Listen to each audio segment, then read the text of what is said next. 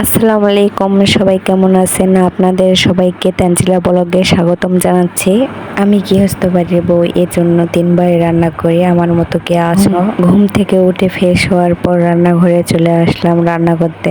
দেখলেনই তো, পাতিলে চাল দিলাম। এদিকে আমি কালাই ধুয়ে নিচ্ছি, ছুটি কালাই। কালাইটা আমার অনেক পছন্দ। আজকে তেমন কিছু রান্না করব না, কালাই ভর্তা করব আর ডিম ভাজি করব। এটা ছিল বিকালের রান্না। দেখেন, আপনাদের সাথে কথা বলতে বলতে আমার সব কাজ প্রায় শেষের দিকে। তাড়াহুড়া করছিলাম, এই জন্য রান্নাঘরে সব কিছু ধুয়ে নিলাম। বাইরে রান্না করব। কিছু কাপড় ভিজিয়ে দিয়েছিলাম, সেগুলো ধুয়ে দিতে চলে আসলাম। এটা আমার রেগুলার কাজ।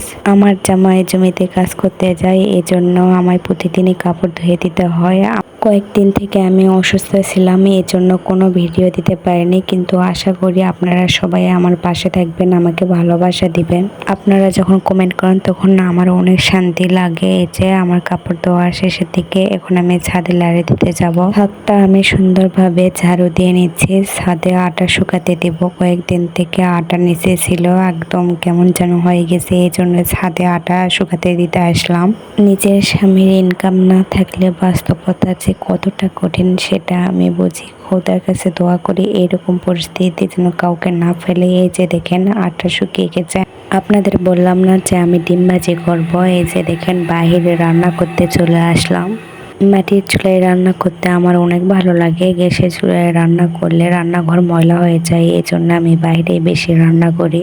এটা আমার ননদ ছাদে এসে দেখি যে কাপড় তুলতে এসেছে। আমি বলছি যে তোমাকে কাপড় তুলতে হবে না, আমি কাপড় তুলে নিচ্ছি। এই যে দেখেন, আমি সব কাপড় তুলে নিচ্ছি। আমার ননদ ছোট মানুষ, ও তেমন কিছু এখনো বুঝতে শিখেনি। আমার বোনও ওইরকম, এই জন্য ওকে অনেক ভালোবাসি। দুইজনকেই ভালোবাসি আমি। এখন আমরা দুইজন নিচে যাব, আমাদের কাপড় তোলা শেষ হয়ে গেছে। গ্যাস ফুরে গেছে, এই জন্য বাইরে ঝাল ভেজে নিয়েছি। এই যে দেখেন, অফলাইনে আমি সব রান্না করে এনেছি, ভিডিও দিতে পারিনি ব্যস্ততার জন্যে। এটা ছিল আমাদের বাসায় বিকালের রান্না, কিন্তু আপনারা সকালে মনে করবেন না। এই যে দেখেন, ঝাল নরম হয়ে যাবে দেখে আমি কৌটার মধ্যে রেখে দিলাম। আজকে যেন আমার কাজগুলান শেষই হতে চাচ্ছে না। বিকালে থালি বাসন ধুয়ে নিচ্ছে, আমি 3 বেলায় থালি বাসন ধুয়ে নেই।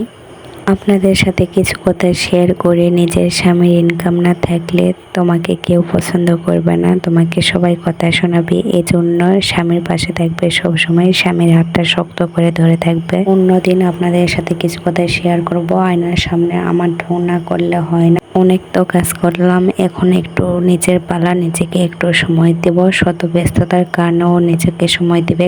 আজকে প্রচুর গরম ছিল, আমার মুখ পুরো ঘামে শেষ হয়ে গেছে। আমার অবস্থা আজকে শেষ। এই যে দেখেন, আমি সব কাজ কমপ্লিট করার পর আমি ফ্রেশ হয়ে নেওয়ার পর উজু করলাম, নামাজ পড়তে যাব। আপনারা সবাই ভালো থাকবেন, আমার জন্য দোয়া করবেন, আর অবশ্যই 5 ওয়াক্ত নামাজ পড়বেন।